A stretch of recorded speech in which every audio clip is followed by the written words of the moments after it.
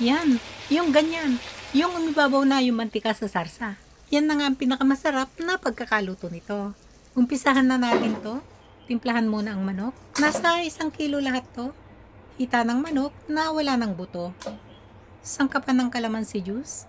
3 kutsara lahat to. 3 kutsara ng toyo. Para nga mas mabango, nilagay ko lahat to. Yung pinagbalatan ng kalamansi juice. Halu-haluing mabuti. Lamas-lamas na rin ito sa mga rekado. Saka nahayaang maibabad sa mga rekado ng 1 oras sa room temperature. Tapos na nga yung 1 oras, bigay ng ganito yung kalamansi para makuha yung sauce na nasipsip nito. At pagkatapos nga nito, pwede na itong itapon. Ito namang hita ng manok, ilagay na sa strainer.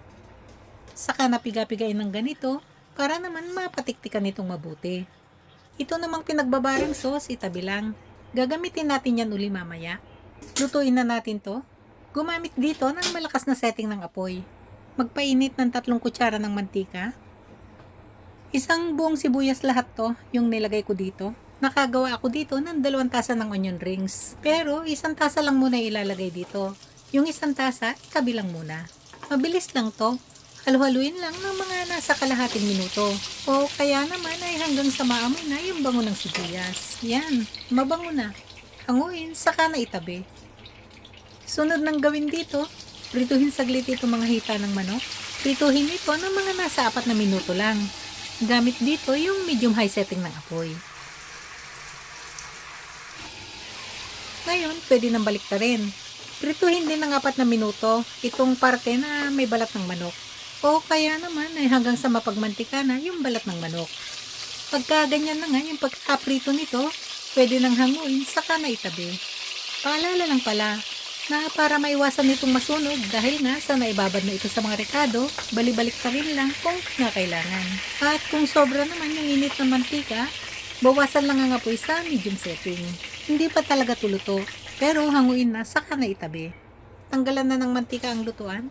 Magtira lang dito ng nasa 2 kutsara. Buksan sa malakas na setting ng apoy. Ilagay na 2 kutsara ng bawang. Halu-haluin lang. Mabango na. Ilagay na yung onion rings. Ito nga pala yung 1 tasa ng onion rings kanina na tinabi natin. Yan. Amoy ko na rin yung bango ng sibuyas. Ilagay na yung mga hita ng manok na naprito natin kanina. 1 kutsara ng siling labuyo. 1 kutsarita ng paminta. Ilagay na rin yung pinagbabarang rekado kanina. Balibalik na rin lang itong mga hita ng manok para naman mapaghalong mabuti ang mga rekado. 1 tasa pala lahat itong nailagay kong tubig dito. 1 kutsarita ng chicken powder. 1 kutsarita ng asukal. Naglagay din pala ako dito ng 1 kutsara ng liquid seasoning. Di nga lang nakuhanan sa camera.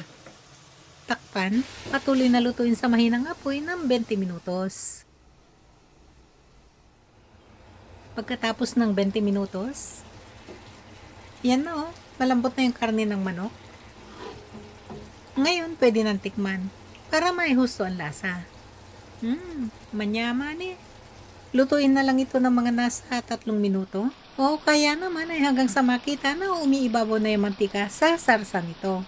Pag na rin itong takpan, gumamit na dito ng medium high setting ng apoy. Yan na nakaibabaw na yung mantika sa sarsa. Ilagay na yung mga napritong onion rings kanina. Pati na rin itong mga siling labuyo. Yan baho na pa mo, kabang luna na. Ready to serve na to.